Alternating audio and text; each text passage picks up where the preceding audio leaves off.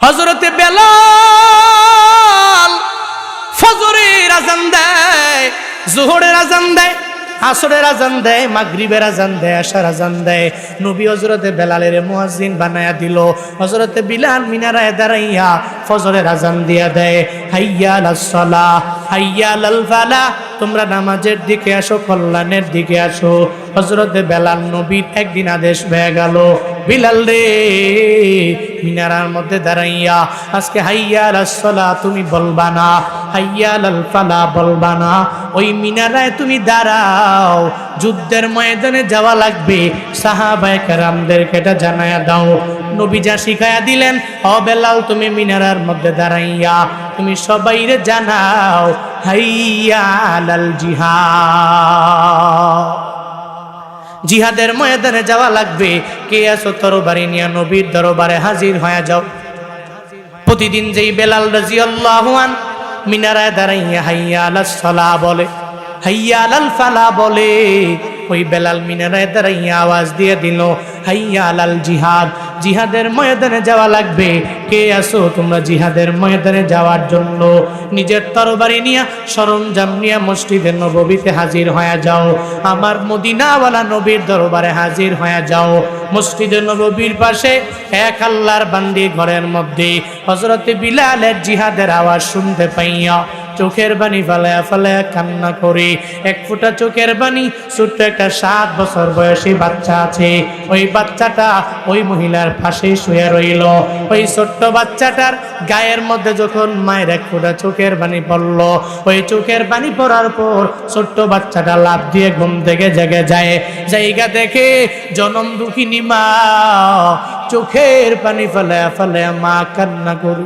একটা ছোট্ট বাচ্চা যদি তার মায়ের দেখে চোখের পানি ফেলায়া কান্না করে, দেখবেন ওই বাচ্চাটাও চোখের পানি ফেলায়া বলে, মা গো তুমি কেন কান্না করো আমি বুঝলাম না। এখানে যারা আসলেন আপনারা তো প্রাপ্ত বয়স্ক হয়ে যাওয়ার পরেও আপনি বাড়ি যাওয়ার পরে যদি দেখেন আপনার মা বিনয় বিনয় কান্দি, আপনি আপনার মাকে বলবেন, ও মা তুমি কেন কান্না করো? মা গো আমি বুঝলাম না। তোমার কান্না বন্ধ করার জন্য যদি আসমানের তারাটা পর্যন্ত আমার নামায়া দেওয়া লাগে রে মা, আমি চেষ্টা করব মা তোমার জন্য। একটা সন্তান হইয়া নিজের মা কান্না করবে মেনে নিতে পারে না, বরং কেউ যদি মায়ের আঘাত দেয়, মায়ের মনে কষ্ট দেয়, ওরে ঘর থেকে বের করে দাও। ও বান্দা, ছোট্ট বাচ্চাটা নিজের মায়েরকে জানায়া দেয়, মা রে প্রতিদিন বেলাল মিনারায় দাঁড়ায় আজান দিয়া দেয়, হাইয়া আলাস সালাহ বলে, হাইয়া আলাল ফালাহ বলে। কিন্তু আজকে এমন কি হয়ে গেল? হযরতে বেলাল রাদিয়াল্লাহু আনহু কি এক সাউন্ড দিয়ে দিল, যেই সাউন্ডের পরে আপনি চোখের পানি ফেলায়া ফেলায়া কান্না করেন গো মা। ওই মা ছোট্ট সন্তানের জানায়া দেয়, ও সন্তান আমার, ওই বেলাল প্রতিদিন আজান দিয়া দেয়, নামাজের দিকে ডাকি, কল্যাণকামী হওয়ার জন্য, সফলতার দিকে ডাকি। কিন্তু হযরতে বেলাল আজকে জিহাদের ময়দানে যাওয়ার জন্য ডাক দিয়ে দিল। আজ থেকে কিছু মাস আগে তোমার বাবা আমার সাথে শোয়া অবস্থায় ছিল, তখন হযরতে বেলাল মিনারায় দাঁড়াইয়া জিহাদের ব্যাপারে যখন সাউন্ড দিয়ে দিল, তোমার বাবা ঘুম থেকে লাফ দিয়া জাগিয়া আমার জানিয়ে দিল, ও বিবি আমার তরবারি দাও, যুদ্ধের ময়দানে যাওয়া লাগবে। যুদ্ধের ময়দানে যাইয়া আমি জিহাদের ময়দানে নবীর সাথে কাঁধে কাঁধ মিলাইয়া কাফের বেঈমানের বিরুদ্ধে যুদ্ধের ময়দানে সশস্ত্রভাবে যাওয়া লাগবে। তোমার বাবাকে আমি বারণ করলাম না, নিষেধ করলাম না, আমি তার হাতের মধ্যে ওই দিন তরবারি দিয়া যে পাঠাইছি, আজও তোমার বাবার চেহারা কেমন, তোমার বাবা কই আছে, কোথায় গেল, কই চলে গেল, ওই ব্যাপারে আমি মা বিন্দু মাত্র পরিমাণ জানি না রে বাবা। বাবারে এই কারণে আমি চোখের পানি ফেলায় কান্না করি না। আমার স্বামী দুনিয়া থেকে বিদায় নিয়ে চলে গেল, তবে আমার নবীর কারণেই তো গেল, এই কারণে আমি চোখের পানি ফেলায় কান্দি না। কেন কান্দি জানুনি? আমার কান্নার কারণ আজকেও তো দিনের মতো বেলাল মিনারায় দাঁড়াইয়া জিহাদের ময়দানের আওয়াজ দিয়ে দিল, কিন্তু আমার কপাল বড় খারাপ, আজকে আমার স্বামী নাই, একটা ছোট্ট সন্তান আমি লালন পালন করলাম, এই সন্তান বড় না, যদি বড় হতো আমি তারে যুদ্ধের ময়দানে পাঠাইয়া দিতাম, কিন্তু আমার কপালটা এত পরিমাণে পুড়ে গেল, আমার উপযুক্ত সন্তান না থাকার কারণে আজকে যুদ্ধের ময়দানে হযরতে বেলালের ডাকে আমি একজনের উৎসর্গ করতে পারলাম না, আমি একজনকে স্যাক্রিফাইস করে দিতে পারলাম না। যখন একজন মা হইয়া সন্তানের দরবারে এটা বলে, ছোট্ট বাচ্চা এরপরেও ইমানের বলে কি পরিমাণ বলিয়ান হয়ে যায়। বান্দারে মনোযোগের কান লাগায় শুনে যাও, ছোট্ট বাচ্চাটা সঙ্গে সঙ্গে নিজের মায়ের জানায়া দেয়, ও মা আমার, আপনার চিন্তা, আপনার চোখের পানির কারণ আমি বুঝতে পেরেছি গো মা, আমি পরিপূর্ণ বুঝতে পারলাম। যুদ্ধের ময়দানে আমি নিজেই যাব, আমি ছোট্ট হতে পারি, তবে যুদ্ধের ময়দানে যাইয়া আমি নিজের তাজা রক্তগুলো জমিনের মধ্যে বিলীন করে দিয়ে দিব রে মা। শুধু তাই না, আমি ওই যুদ্ধের ময়দান থেকে গাজী হয়ে ফিরবো না, যুদ্ধের ময়দানে যে আমি যাব আমার নিজের পুরা জিন্দেগিটা বিলীন করে দেওয়ার মাধ্যমে একজন শহীদ স্ত্রী, একজন শহীদ স্বামীর স্ত্রী যেরকম আমার বাবা আপনারে বানায়া দিল, ঠিক তদ্রূপ ভাবে একজন শহীদ সন্তানের মা না বানাইয়া যুদ্ধের ময়দান থেকে আমি ফিরব না। মায়ের মনটা এত পরিমাণে খুশি হয়ে গেল, খুশি হবে না বেজার হবে? মায়ের মনটা অটোমেটিক বড় হয়ে গেল, কারণ সাহাবায়ে কেরামেরা যুদ্ধের ময়দানে গেলে এদের ওয়াইফেরা কষ্ট পাইতো না, এদের মায়েরা কষ্ট পায় না, এদের বাবারা বিন্দু মাত্র পরিমাণ কোনো কষ্ট পায় না রে বাবা, বরং এরা নিজের জিন্দেগিটা বিলীন করে দিলেও এরা দ্বিধা করে না, এদের মা এদের জন্য কান্না করে না, এদের বাবা এদের জন্য কান্না করে না। ওই ছোট্ট বাচ্চা তার মাকে জেনে দে, মা তুমি আমাকে তোমার কুলের মধ্যে নাও, এরপরে যুদ্ধের ময়দানে দেওয়ার জন্য মসজিদে নববীতে নবীর দরবারে যাও। ছোট্ট বাচ্চাটাকে মা কুলের মধ্যে লয়া যখন মসজিদে নববীতে যায়, নবী ইতিমধ্যেই ওই যুদ্ধের ময়দানে কারাগারা যাবে লিস্ট করার জন্য সব সাহাবীরা যখন লাইনে দাঁড়ায়া যায়, ওই মহিলাটা ছোট্ট বাচ্চা নিয়ে যখন লাইনের পেছনে দাঁড়ায়া যায়, একটা পর্যায়ে সাহাবায়ে কেরাম থেকে একটা মহিলা তার কুলের মধ্যে বাচ্চা নিয়ে যুদ্ধের ময়দানে যাওয়ার জন্য তাদের লাইনের পেছনে দাঁড়ায়া গেল। সাহাবায়ে কেরাম ডেকে বলে, ও মহিলা, না না, আজকে যুদ্ধের ময়দানে তোমারে নেওয়া হবে না, মহিলা রে, আজকে যুদ্ধের ময়দানে শুধু পুরুষেরা যাবে, তোমাকে নেওয়া হবে না, যাও যাও, তুমি এখান থেকে চলে যাও, তুমি এখান থেকে বের হয়ে যাও।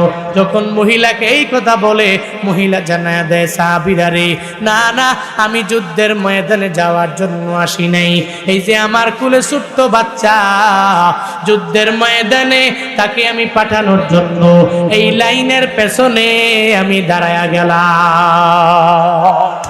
আল্লাহর ওই বান্দা মুশাহাদার মধ্যে বসে গেল, একটু পরে হঠাৎ করে বান্দার ইলহাম জারি হয়ে গেল, জবান দিয়া বের করে দিল, ইয়া রব্বি লাকাল হামদু কামা ইয়ামবাগি লিজালালি ওয়াজহিক ওয়া আযীমি সুলতানিক। সঙ্গে সঙ্গে আমার আল্লাহকে জানায়া দিল, ও আল্লাহ, তুমি যত বড়, তোমার বড়ত্ব অনুযায়ী আমি তোমার প্রশংসা করে নিলাম রে আল্লাহ, তোমার সালতানাত অনুযায়ী আমি তোমার প্রশংসা আদায় করে নিলাম। ওই আবেদ যখন আমার মাওলার দরবারে এই প্রশংসার জুমলাটা জবান দিয়া বের করে দিল, আল্লাহ কয়, ও ফেরেশতারা, আমার বান্দা এখন তার জবান দিয়া কি পড়ে নিল তোমরা আমারে জানায়া দাও। ফেরেশতারা বলে, ও আল্লাহ, আপনি কি আপনার বান্দার জবান দিয়া কি বের করে দিল, কোন জুমলা পড়ে নিল আপনি জানেন না? বলে, আমি জানি, এরপরেও আমার বান্দা যখন কোনো আমলের লাইনে অগ্রগামী হয়ে যায়, আমি রবের প্রশংসার বাণী যখন আমার বান্দা জবান দিয়া বের করে দেয়, আমি রব জানার পরেও একটা ফেরেশতার মাধ্যমে আমার বান্দার প্রশংসার বাণী শুনতে আমার বড় মজা লাগে। ফেরেশতারা জানায় দিল, আল্লাহ আপনার বান্দা একটু আগে আপনার বরত্ব অনুযায়ী আপনার প্রশংসা করে নিল। সে তার জবান দিয়া বের করে দিল, ইয়া রাব্বি লাকাল হামদু কামা ইয়ামবাগি লিজালালি ওয়াজহিক ওয়া আযীমি সুলতানিক। এই জুমলাটা বের করে দিল, আল্লাহ গো আপনার বরত্ব অনুযায়ী আমি আপনার প্রশংসা করলাম, আপনি যত বড় ওই বরত্ব অনুযায়ী আমি আপনার প্রশংসা করে নিলাম। আল্লাহ গো আপনার বান্দা তার জবান দিয়ে এটা বের করে দিল। ডান কাঁধে আর বাম কাঁধে আল্লাহ পাক দুইজন ফেরেশতা নিযুক্ত করে দিলেন, কিরামান কাতিবিন। এই দুইজন সম্মানিত লেখক ফেরেশতা আমার মাওলা দিয়ে দিলেন। বক্তার দুই কাঁধে আছে, শ্রোতার কাঁধেও আছে। বাংলাদেশের প্রধানমন্ত্রীর কাঁধে নাই, আসেনি? বিরোধী দলের নেত্রীর কাঁধে নাই, ডোনাল্ড ট্রাম্পের কাঁধে নাই, সবার কাঁধে আছে। প্রত্যেকের কাঁধের মধ্যে আল্লাহ পাক দুইজন সম্মানিত ফেরেশতা নিযুক্ত করে দিলেন। ডান কাঁধে একজন, বাম কাঁধে একজন, দুইজন সম্মানিত ফেরেশতা আমার মাওলা নিযুক্ত করে দিল। যদি বান্দা নেক আমল করে নেয়, সঙ্গে সঙ্গে ডান কাঁধের ফেরেশতা উঠায়া দিবে। যখন কোনো গুনাহের কাজ করবে তখন বাম কাঁধের ফেরেশতাটা উঠায়া দিবে।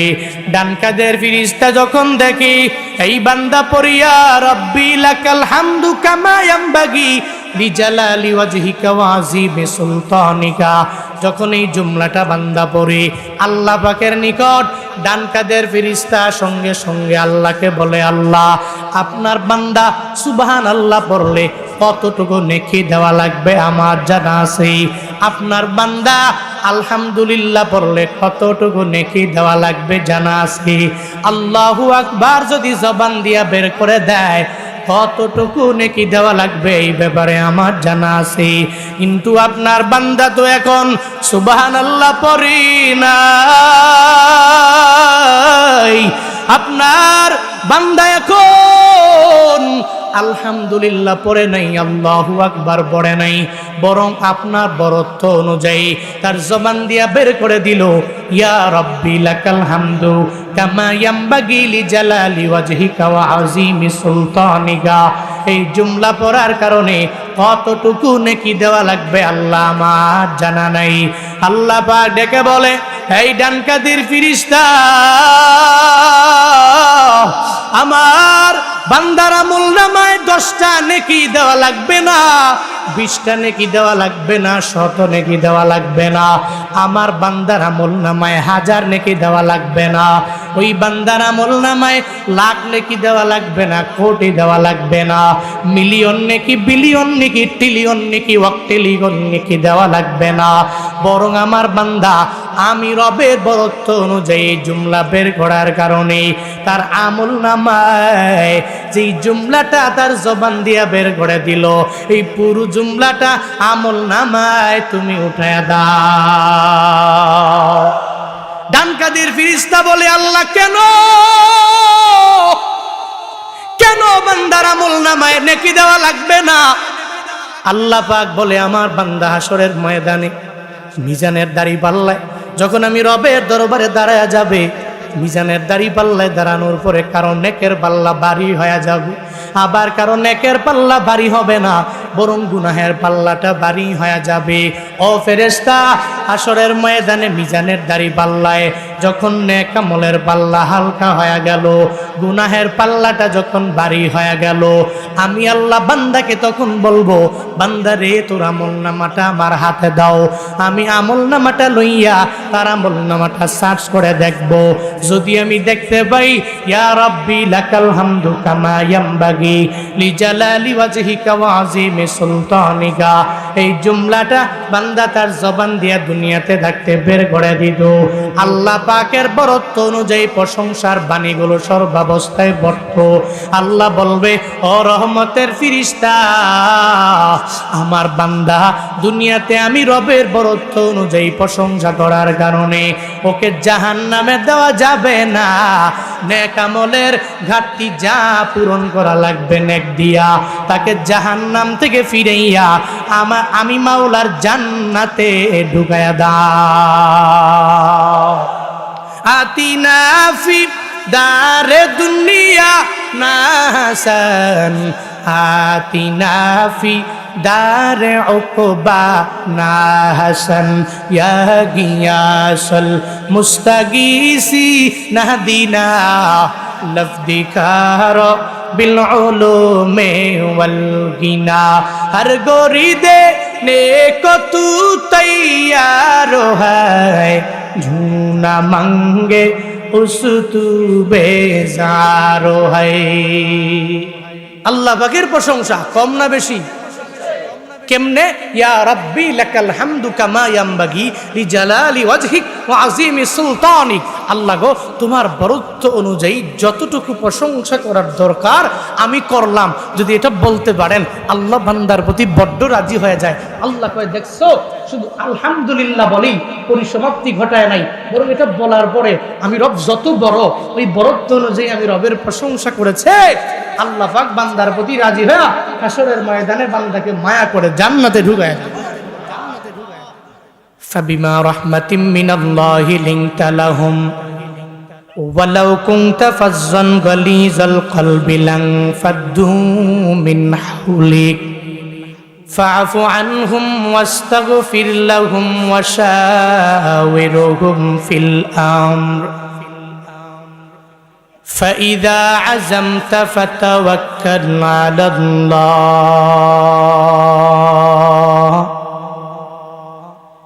إن الله يحب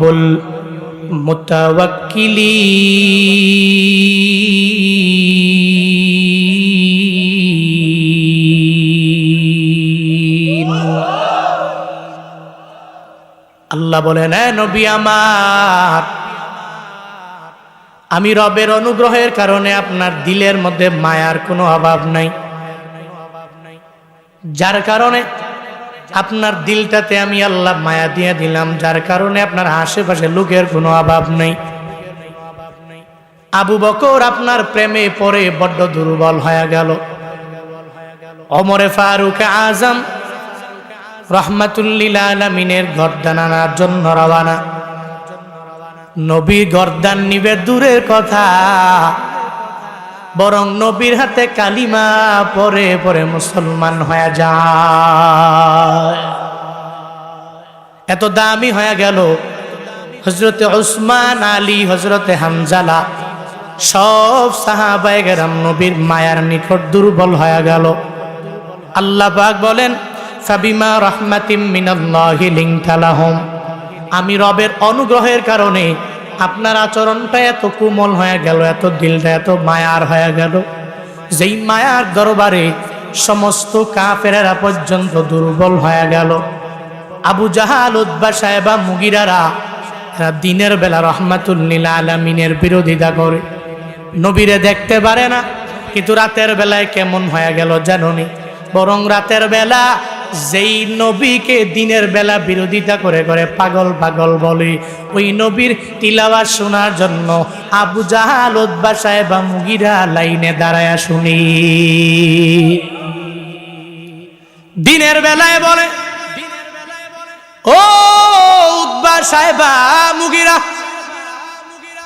ওই মুহাম্মদের দরবারে যাবা না, ওই মুহাম্মদের তিলাওয়াত শোনা যাবে না। একটা পর্যায়ে রাতের বেলা আবু জাহালও গেল, দিনের বেলা যে বারণ করে ও লাইনে দাঁড়ায়া গেল। এক কথায় নবীর তিলাওয়াত এত সুন্দর, ওই নবীর আখলাকের দরবারে তিলাওয়াতের কাছে, মায়ার কাছে সবাই দুর্বল হয়ে গেল। অন্যান্য দেশ থেকে কত মানুষ মক্কার জমিনে আসলে আবু জাহাল বলে, কই যাও? বলে মুহাম্মদের দরবারে যাব। বলে পাগলের দরবারে যায় লাভ নাই, তুমিও পাগল হয়ে যাবা। যখন এটা বলে মানুষ বলে এরা সবাই মুহাম্মদ নবীরে পাগল বলে, ওনার দরবারে যাওয়া লাগবে। যায়া দেখে উনি দুনিয়ার পাগল না, আমার মাওলার এত বড় পাগল হয়ে গেল, ইমানের দাওয়াত দিয়ে দিল। এরা নবীর আচরণ দেখে দেখে মায়ার প্রেমের মধ্যে পড়িয়া এরা নবীর হাতে কালিমা পরে পরে মুসলমান হয়ে যায়। আল্লাহ পাক বলেন, আমি রবের অনুগ্রহের মাধ্যমে নবী এটা হয়ে গেল। আপনার দিলটাকে আমি আল্লাহ মায়া দিয়া ভরপুর করে দিলাম, যার কারণে আপনার আশেপাশে লোকের কোনো অভাব নাই। যদি আপনি এদের সাথে খারাপ ব্যবহার করতেন তাহলে আপনার আশপাশ থেকে সব লোকেরা দূরীভূত হয়ে যেত, একজনও আপনার কাছে আপনি পেতেন না। আবু বকর আপনাকে ফালাইয়া চলে যেত, ওমর আপনারে ফালাইয়া চলে যেত, ওসমান আলী যারা সব সাহাবায়ে কেরামেরা আপনাকে ফালাইয়া এরা রেখে রেখে চলে যেত, কিন্তু এরা যায় নাই, কারণ নবী আপনার মায়ার দরবারে এরা দুর্বল হয়ে গেল, আপনার সুন্দর আখলাকের দরবারে এরা দুর্বল হয়ে গেল। সমাজে দেখবেন যেই নেতার দিলটা একটু মায়া দ্বারা ভরা, যেই নেতা সবার সাথে সুন্দর আচরণ করতে জানে, দেখবেন নেতার আশেপাশে ভালো মানুষের কোনো অভাব নাই, কোনো টাকা দেওয়া লাগে না, তাকে বাড়ি করে দেওয়া লাগে না, কোনো টাকা দিয়া ভোটও কিনা লাগে না। এই যে আপনাদের নবীনগরের ব্রাহ্মণবাড়িয়া নবীনগরের কৃষ্ণনগর ইউনিয়নের একজন চেয়ারম্যান আছে, মুফতি আমজাদ হুসাইন আশরাফি দামাত বারাকাতুহুম। এই যে আমগো ভাই চেয়ারম্যান হয়ে গেল, টাকা দেওয়া লাগে নাই, এদেরকে পয়সা দেওয়া লাগে নাই, বাড়ি গাড়ির মালিক বানায়া দেওয়া লাগে নাই। মানুষও এত পরিমাণে মহাব্বত করে রে বাবা, কেন করে? বলে মদিনাওয়ালা নবী আখলাক নিয়া, ওই মায়া নিয়া দুনিয়াতে যেই নেতারা চলবে, ওই নেতারা টাকা দেওয়া লাগবে না, কিচ্ছু করা লাগবে না, ওর জন্য এমনিতেই মানুষ জান দেওয়ার জন্য বেকুল হয়ে যাবে, ঠিক কিনা? কিন্তু যেই নেতার আচরণ ভালো না, ধনীর বেলায় একরকম বিচার করে, গরিবের বেলায় আর একরকম বিচার করে, যেই নেতার আচরণ বড় খারাপ, দেখবেন ওই নেতারে মানুষ মোহাব্বত করে, উপর দিয়া ভিতর দিয়া করে না, উপর দিয়া করে। কিন্তু নেতা যখন শহরের বাড়ি চলে গেল, গ্রামে আসলে নেতার ডানে গেল, বামে গেল, সামনে গেল, পেছনে গেল, অথচ চলে যাওয়ার পরে দোকানের মধ্যে বৈশা বৈশা নেতার বদনাম করে, এক কথায় মন দিয়ে ভালোবাসে না। কিন্তু মদিনাওয়ালা নবী কাউরে টাকা দেওয়া লাগে নাই, কাউকে ওটও দেওয়া লাগে নাই, নবীর ব্যবহারের কারণে সাহাবায়ে কেরাম নবীর এত প্রেমিক হয়ে গেল। এজন্যই তো আল্লাহ পাক জানায়া দেয়, পয়গম্বর আমার, আমি হলাম আলামিনের জন্য রব, আর আলামিনের রহমত করে আমি আল্লাহ আপনারে দুনিয়ায় পাঠালাম।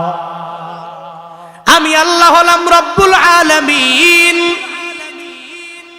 আপনাকে বানালাম রহমাতুল লিল আলামিন। আমি হলাম আলামিনের রব, আলামিনের জন্য আমি আল্লাহ আপনারে রহমত দুনিয়াতে পাঠাইয়া বানালাম। এত পরিমাণ রহমত মদিনাওয়ালা নবীরে বানাইলো, নবীকে লকবে দেওয়া হলো রহমাতুল লিল আলামিন। আপনি আলামিনের জন্য করুণা, আলামিনের জন্য আপনি দয়া, পুরা জগতের জন্য আপনি হলেন মায়া। দেখবেন সমাজে যারা একটু একটু দয়া দেখায়, আরে দয়া বলে না, বরং দয়াবান বলে। যে একটু মায়া দেখায় বলে মায়া না, বরং মায়াবান বলে। যেই ব্যক্তি একজনের উপরে আর একজনের দয়া দেখায়, এর সঙ্গে সঙ্গে দয়া বলে না, বরং এর দয়াবান বলে। কিন্তু দয়া করতে করতে একটা পর্যায়ে যখন আনলিমিটেড দয়া দেখায়, তখন মানুষ বলে ওর পুরা দিলটাই দয়া দ্বারা ভরা, তার পুরা সত্তাটাই দয়া দ্বারা ভরা, তার পুরা বডিটাই দয়া দ্বারা ভরা। আমার মদিনাওয়ালা নবীরে আল্লাহ পাক রব্বুল আলামিন ওনাকে বলে, আমি আপনারে দয়াবান বানাই নাই, আমি আল্লাহ আপনারে আলামিনের জন্য মায়াবান বানাই নাই, বরং নবী আমার, আমি রব আপনারে আলামিনের জন্য পুরা সত্তাটাই দয়া দিয়াই বানাইলাম। আল্লাহ পাক হলেন রব্বুল আলামিন, নবী হলেন রাহমাতুল লিল আলামিন। আলামিনের জন্য কি পরিমাণ দয়া বান্দা জানোনি?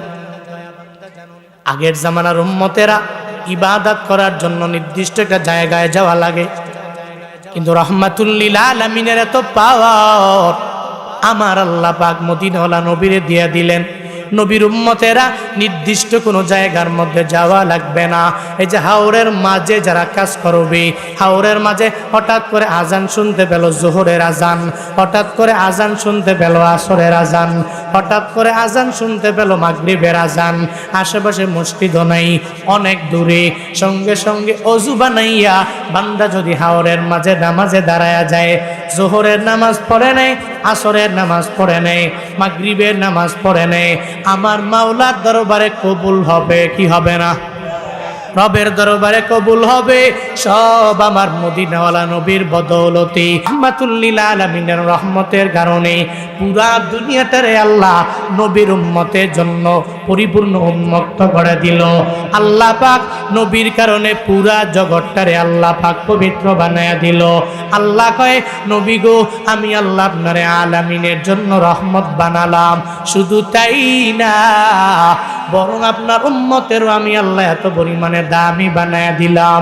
ও পয়গম্বর আমার, আপনার উম্মতের হায়াত পাবে কম, কিন্তু আমি আল্লাহ এদেরকে এমন কিছু কিছু রাত দিয়ে দিলাম, যে এই রাতের বেলা একটা রাত যদি এরা তালাশ করে আমল করে নিতে পারি, তাহলে 1000 মাসের চাইতেও ইবাদত করার সওয়াব আমি আল্লাহ বান্দার আমল নামায় দিয়ে দিব। নবী গো, সব আপনার রহমতের দ্বারা সম্ভব হয়ে গেল, কারণ আমি আপনাকেই তো ইন্না আতাইনাকাল কাউসার, নবী গো, আমি আপনাকে কাউসার দিয়ে দিলাম।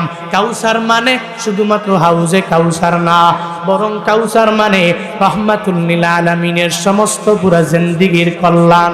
আল্লাহ পাক নবীর উম্মতের যা দিলেন সব কাউসারের মধ্যে নিহিতরে বাবা। আল্লাহ পাক বলেন, আমি আল্লাহ আপনার মাধ্যমে আপনার উম্মতের ক্ষমতা, আপনার উম্মতের পাওয়ার এত পরিমাণে বাড়ায়া দিলাম। রাহমাতুল লিল আলামিন একদিন সাহাবায়ে কেরাম নিয়ে নবী বয়ান করে, নবী আমার বলতে লাগলো, ও সাহাবায়ে কেরাম, বনি ইসরাইলের মাঝে একজন জাহেদ ছিল, মানে মুজাহিদ, জিহাদের ময়দানে যায়। ও রাতের বেলা ইবাদত করে আর দিনের বেলা জিহাদের ময়দানে যায়। 1000 বছর এক টানা ও দিনের বেলা জিহাদের ময়দানে গেল আর রাতের বেলা ইবাদতের মধ্যে মগ্ন হয়ে গেল। শুধু তাই না, হযরতে জাকারিয়া আলাইহিস সালাম, হযরতে ইয়াকুব আলাইহিস সালাম, হযরতে হিজকিল আলাইহিস সালাম, হযরতে ইউসা আলাইহিস সালাম, এই সমস্ত নবীরা এরা 80 বছর একটানা আমার মাওলার ইবাদতে কাটাইয়া দিল। যখন নবী সাহাবায়ে কেরামদের সামনে ব্যাপারে বয়ান করে, সাহাবায়ে কেরাম বড় পেরেশান। সাহাবায়ে কেরাম আমার নবীরে জানায়া দেয়, ও পয়গম্বর আমার, আমাদের হায়াতের বেলা কম, 70 বছর আমরা বাঁচলাম, এরপরে আল্লাহ পাক আমাদেরকে দুনিয়া থেকে নিয়ে নিবে। 80 বছর হায়াতের পরে নিয়ে যাবে, 90-100 বছরের হায়াতের পরে নিয়ে যাবে। বনি ইসরাইলেরা, বেদেরা, এরা 1000 বছর পর্যন্ত একটানা এরা আমলের মাধ্যমে কাটাইতে পারলো। এরা নামাজে গেল, এরা জিহাদের ময়দানে যুদ্ধের জন্য গেল, কিন্তু নবী গো, আমাদের হায়াত কম, আমরা তো এত ইবাদত করে এদের সমান হতে পারবো না। বনি ইসরাইলের লোকেরা আমাদের আগেই জান্নাতে যাবে।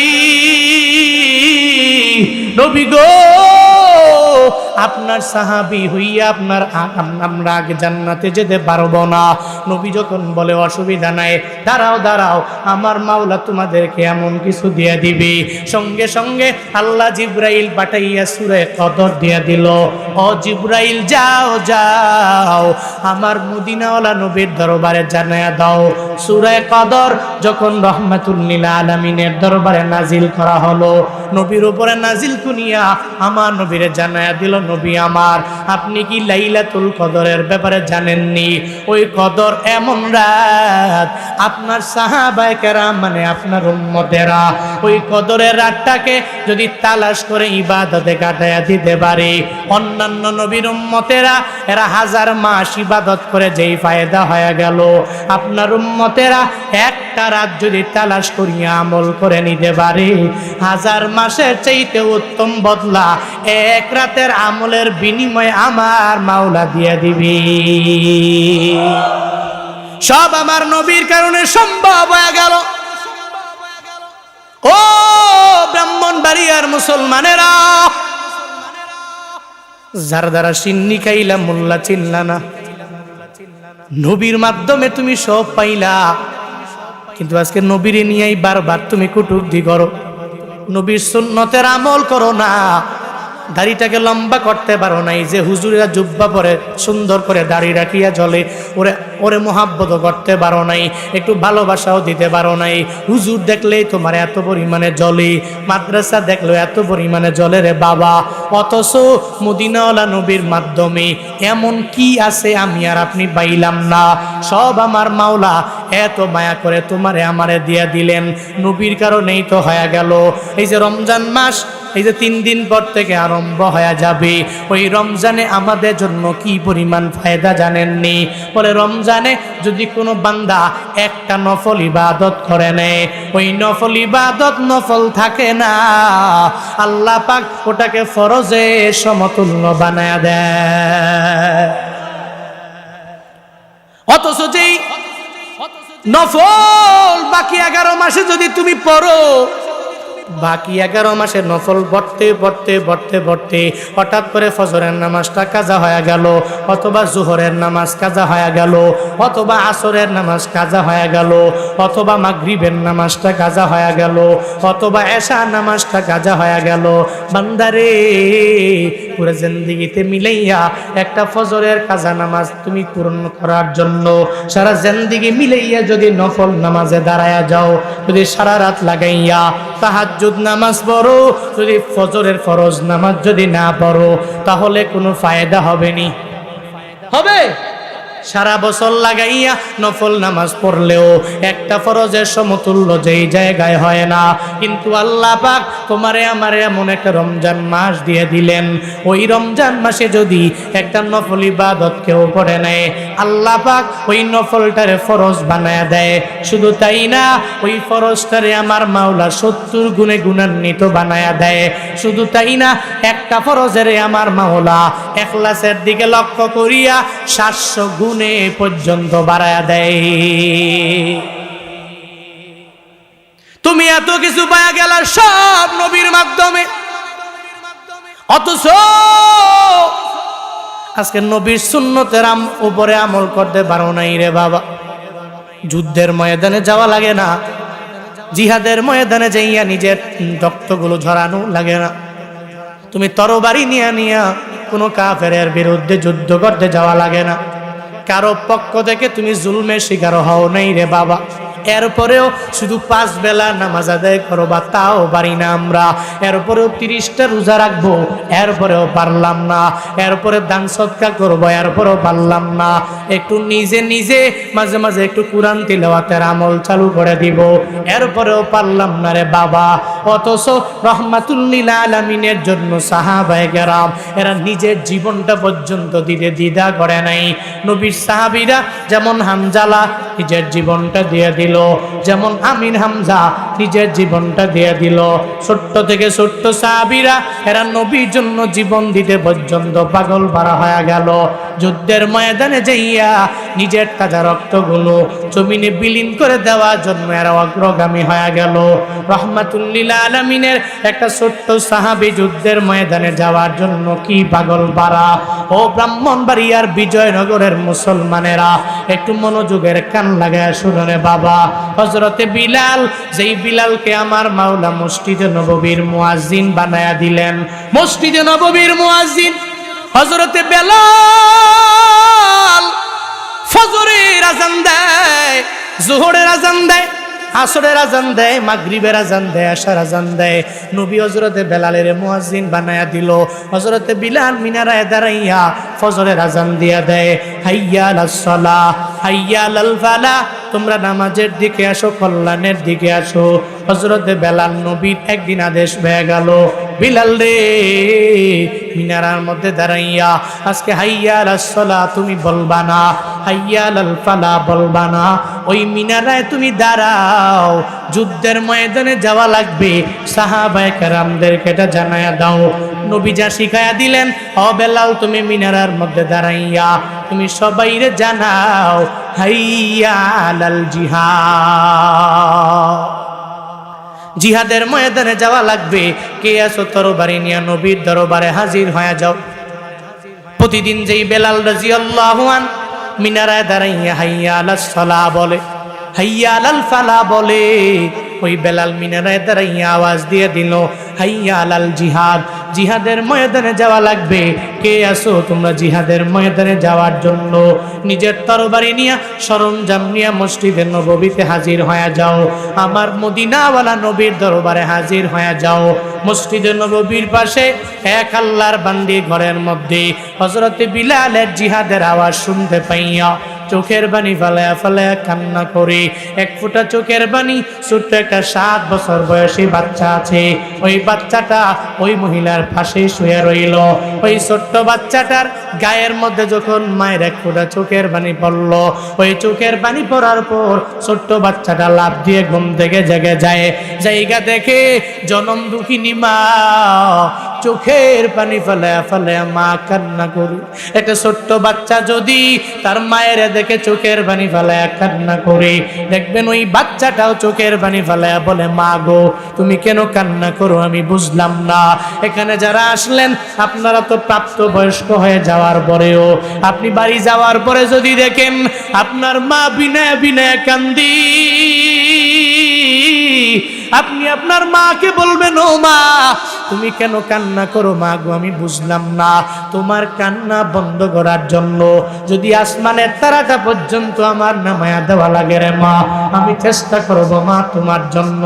একটা সন্তান হইয়া নিজের মা কান্না করবে মেনে নিতে পারে না, বরং কেউ যদি মায়ের আঘাত দেয়, মায়ের মনে কষ্ট দেয়, ওরে ঘর থেকে বের করে দাও।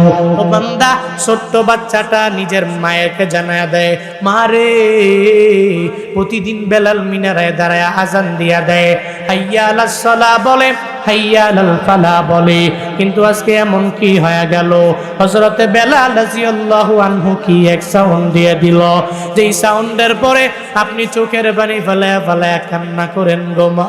ওই মা ছোট্ট সন্তানের জানায়া দেয়, ও সন্তান আমার, ওই বেলাল প্রতিদিন আজান দিয়া দেয়, নামাজের দিকে ডাকি, কল্যাণকামী হওয়ার জন্য, সফলতার দিকে ডাকি, কিন্তু হযরতে বেলাল আজকে জিহাদের ময়দানে যাওয়ার জন্য ডাক দিয়ে দিল। আজ থেকে কিছু মাস আগে তোমার বাবা আমার সাথে শোয়া অবস্থায় ছিল, তখন হযরতে বেলাল মিনারায় দাঁড়াইয়া জিহাদের ব্যাপারে যখন সাউন্ড দিয়ে দিল, তোমার বাবা ঘুম থেকে লাফ দিয়া জাগিয়া আমার জানিয়ে দিল, ও বিবি আমার, তরবারি দাও, যুদ্ধের ময়দানে যাওয়া লাগবে।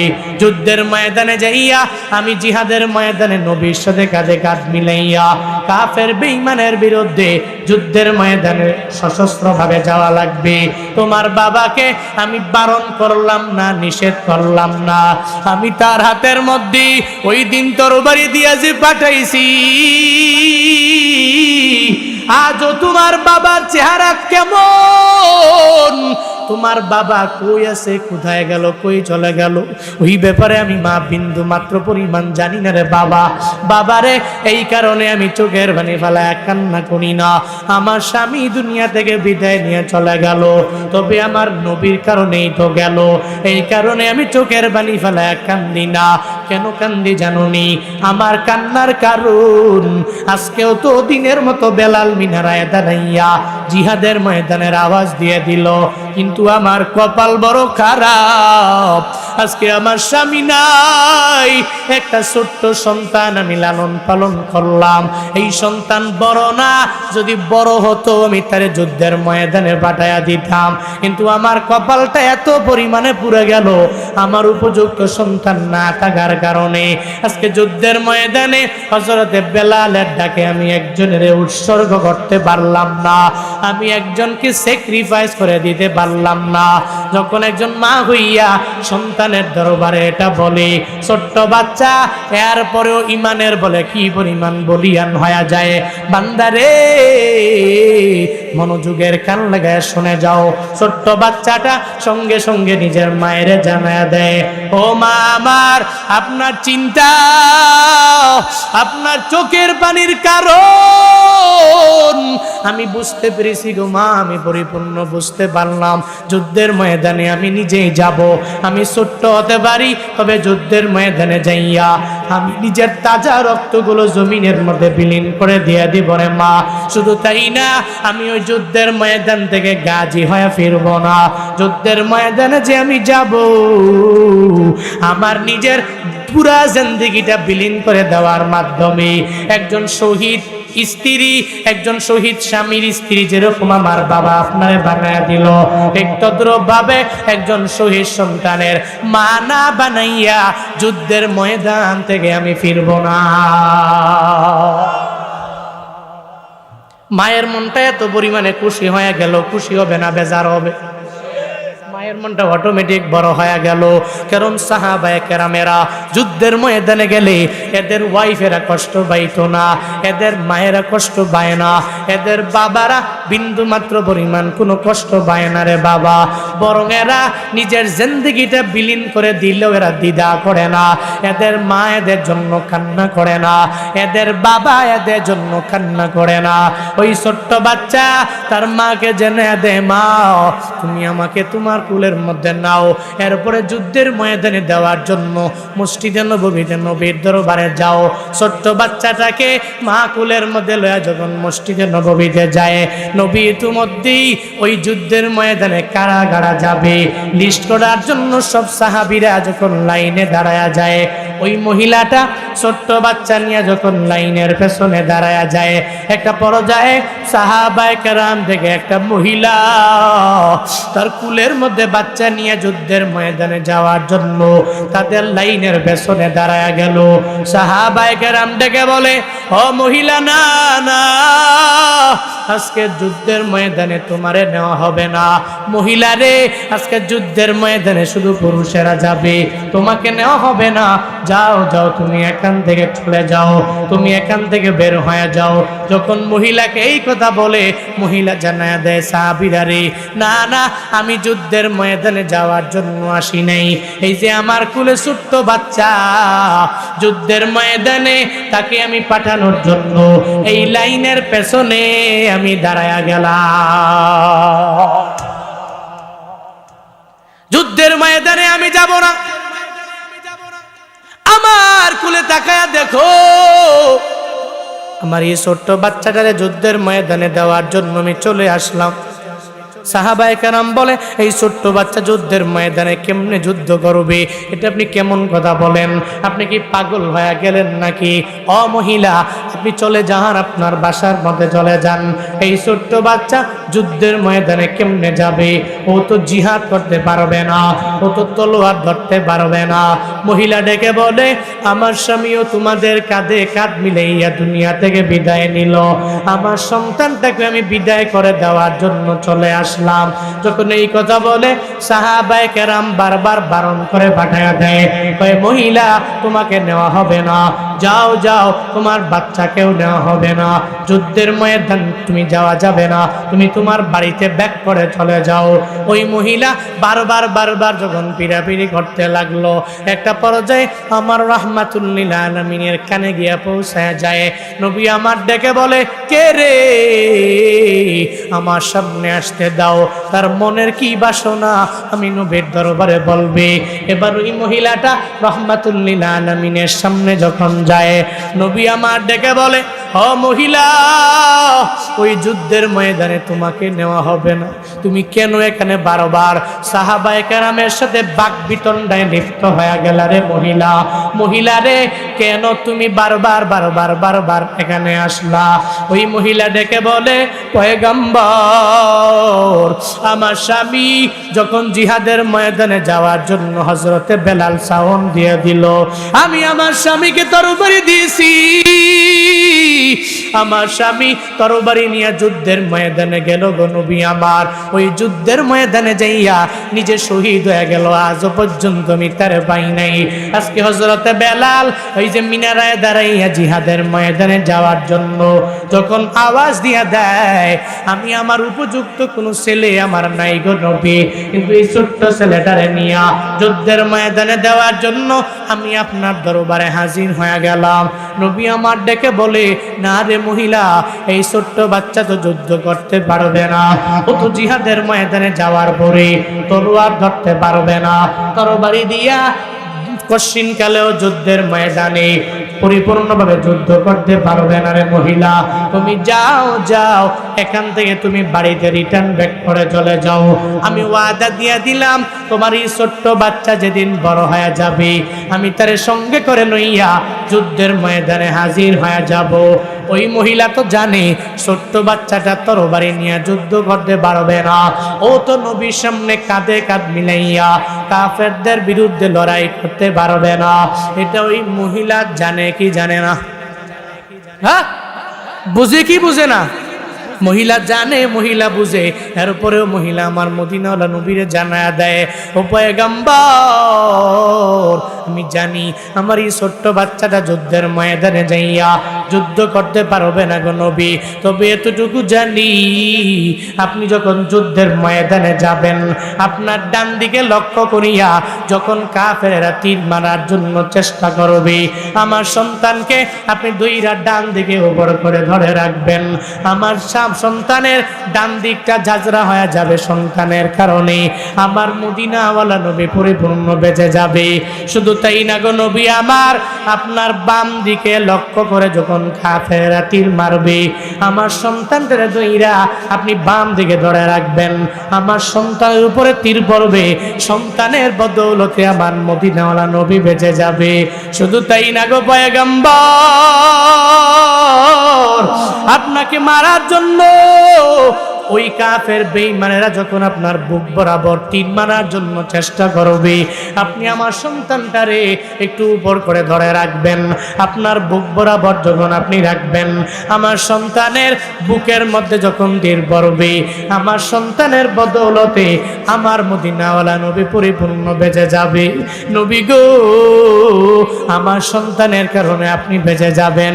হাসরের ময়দানে আমি আমার মাওলার দরবারে এতটুকু বলতে পারবো, ও দয়ার মালিক, দুনিয়াতে আমার কোনো পুঁজি ছিল না, কিন্তু আল্লাহ গো আমার স্বামী দুনিয়া থেকে বিদায় নিয়ে চলে গেল আপনার নবীর মায়ায়, বিন্দু মাত্র পরিমাণ মৃত্যু পর্যন্ত আমি একবারও আফসোস করলাম না। আমার ছোট্ট বাচ্চাকেও ওই যুদ্ধের ময়দানে পাঠাইছি, আমার সন্তানও দুনিয়া থেকে বিদায় হয়ে গেছে, আমার মদিনাওয়ালা নবী আমার সন্তানের বদৌলতে নবী সুন্দরভাবে দুনিয়াতে থাকলো আমার সন্তানের কারণে। হাসরের ময়দানে আমি আল্লাহর দরবারে বলবো, আল্লাহ গো, মৃত্যু পর্যন্ত এই সন্তানের জন্য আমি মা হইয়া আমি বিন্দু মাত্র পরিমাণ আফসোস করলাম না। নবী গো, আপনি বারণ করবেন না, নিষেধ করবেন না, এই সন্তানটাকে যুদ্ধের ময়দানে নিয়ে আপনি চলে যান। নবী এর পরেও বলে, না না, এই মহিলা, তোমার এই ছোট্ট বাচ্চাকে যুদ্ধের ময়দানে নেওয়া হবে না, তুমি যাও যাও, এখান থেকে তুমি চলে যাও, ছোট্ট বাচ্চাগুলো নেওয়া যাবে না, কারণ আমি নিজেই বড় অপরাধী হয়ে যাব, আমার কাছে বড় খারাপ লাগবে এই ছোট্ট বাচ্চাটা যদি দুনিয়া থেকে বিদায় নিয়ে চলে যায়। যখন বারবার বারণ করে এবার মহিলাটা বাচ্চাকে সঙ্গে করে লইয়া নিজের বাড়ির দিকে যখন রওনা, পথিমধ্যে যাওয়ার পরে ছোট্ট বাচ্চাটা মায়ের কোল থেকে লাফ দিয়া নিচে পড়ে যায়, নিচে পড়িয়া মায়ের চেহারার দিকে তাকায়া বলে, মা রে, আমি সন্তানের তুমি কোথায় নিয়ে যাও? বলে, ছেলে রে, তুই তো দেখলা নবীর দরবারে আমি গেলাম, নবীর দরবারে যাওয়ার পরে রহমাতুল লিল আলামিন আমাকে যুদ্ধের ময়দানে যাওয়ার জন্য তোমাকে দেওয়ার জন্য পারমিশন দেয় না, যুদ্ধের ময়দানে নাকি তোমারে নেওয়া হবে না। আমি বারবার আবদার জানাইলাম, এরপরে নবী আমার ডেকে বলে, না না না না, নেওয়া হবে না। এই জন্য আমি তোমাকে নিয়ে আবার বাড়ির দিকে রওনা করলাম। ওই ছোট্ট বাচ্চা ডেকে বলে, ও মা আমার, না না, আমারে তুমি বিদায় দাও, আমি যুদ্ধের ময়দানে যাব রে মা, কারণ বিছানার মধ্যে শোয়ার পরে তখন তুমি চোখের পানি ফালায় ফালায় কান্না করলা গো মা, তোমার চোখের পানি দেখি আমি ওয়াদাবদ্ধ হয়েছিলাম ওই আমি যুদ্ধের ময়দানে যাব, তবে গাজী হয়ে ফিরব না, আমি নিজের শহীদ বানাবো, একজন শহীদ সন্তানের মা তোমারে বানায় দিব। মারে আমার এই ওয়াদাটা পূর্ণ করতে দাও। ও মা তুমি বিদায় দাও, দুনিয়ায় দেখা হবে না, আমার রবের জান্নাতে দেখা হয়ে যাবে। ছোট্ট বাচ্চাটা মায়ের কোল থেকে লাফ দিয়ে নামিয়ে নবীর দরবারে দৌড়ায়। নবীর দরবারে যাওয়ার পরে নবী ডেকে বলে, আই ছেলে, তোমারে না বিদায় করে দিলাম, কিন্তু কেন তুমি আবার আসলা? ছোট্ট বাচ্চা ডেকে বলে, নবী গো, আপনি আমারে বারবার ছোট বলেন, আমি ছোট হওয়ার কারণে আপনি যুদ্ধের ময়দানে আমারে নিবেন না, কিন্তু নবী গো, আমি ছোট মানুষ, এখনো অনেক পরিমাণে ছোট। আমার মা এখনো যখন চুলার মধ্যে আগুন জ্বালায়, আমি নিজে ছোট মানুষ, মা যখন রান্না করে, আমি মায়ের পাশেই যখন বসা থাকি, আমি তাকায়া দেখি আগে বড় বড় লাকড়িগুলো আমার মা দেয় না, চুলার মধ্যে আগুন জ্বালানোর জন্য আমার মা আগে ছোট ছোট লাকড়ি দিয়ে দেয়। ও নবী গো, আমি ওই চুলা দেইকা বুঝলাম মাঝে মাঝে বড়দের দিয়াও যেটা হয় না, ছোটদের মাধ্যমে ওইটা হয়ে যায় গো নবী আমার। হাসরের ময়দানে আমার মাওলার দরবারে আমি বলবো, আল্লাহ গো, যুদ্ধের ময়দানে আমি ছোট্ট হওয়ার পরে আমি চলে গেলাম, দুনিয়া থেকে বিদায় নিয়ে চলে গেলাম, এরপরে আল্লাহ আমার কোনো অসুবিধা নাই, এরপরে আমার কোনো টেনশন নাই। নবী গো, আপনি বারণ করবেন না, আপনি আমারে নিষেধ করতে পারবেন না, আপনি নিষেধ বারবার করলেও আমি ছোট্ট বাচ্চা এটা মেনে নিতে পারি না। ও পয়গম্বর আমার, আপনি আমারে বারণ না করিয়া আমার মায়ের সাথে আমার যে ওয়াদা, ওই ওয়াদা পূরণ করার মতো একটা ব্যবস্থা নবী আপনি কইরা দেন। রহমাতুল লিল আলামিনের পরেও বলে, ছোট্ট ছেলে রে, যতই তুমি বারবার বলো যুদ্ধের ময়দানে তোমারে নেওয়া হবে না, যখন এর পরেও বারবার বলি, আমার মাওলা এই ছোট্ট বাচ্চার প্রেমের ব্যাপারে তো ভালো করেই জানে, এই ছোট্ট বাচ্চা যুদ্ধের ময়দানে যাবে এই ব্যাপারে তো আমার মাওলা ভালো করেই জানে। আল্লাহ পাক সঙ্গে সঙ্গে জিব্রাইল জানায় দেয়, জিব্রাইল রে, আমার নবীর দরবারে যাও, ওই নবীর দরবারে গিয়ে মদিনাওয়ালা নবীরে জানায়া দাও যে এই নবী এই ছোট্ট বাচ্চাটারে যুদ্ধের ময়দানে নিতে চায় না, কিন্তু আমি মাওলার দরবারে এই ছোট্ট বাচ্চা এত পরিমাণে কবুল হয়ে গেল, আমি রব জান্নাতের মাঝে আজকের যুদ্ধের ময়দানে কারা যাবে, ওই যুদ্ধের ময়দানে কারা কারা শহীদ হয়ে যাবে, ওই সুহাদাদের মাঝে আমি আল্লাহ একটা লিস্ট করে দিলাম, জান্নাতের মাঝে আজকের যুদ্ধের ময়দানে যারা যারা জান্নাতে যাবে, সুহাদা হয়ে যাবে, এদের ব্যাপারে একটা লিস্ট তৈরি করলাম। ওই লিস্টের প্রথম কাতারের প্রথম নামটা এই ছোট্ট সাহাবীর নাম আমি রব জান্নাতে উঠায়া দিলাম।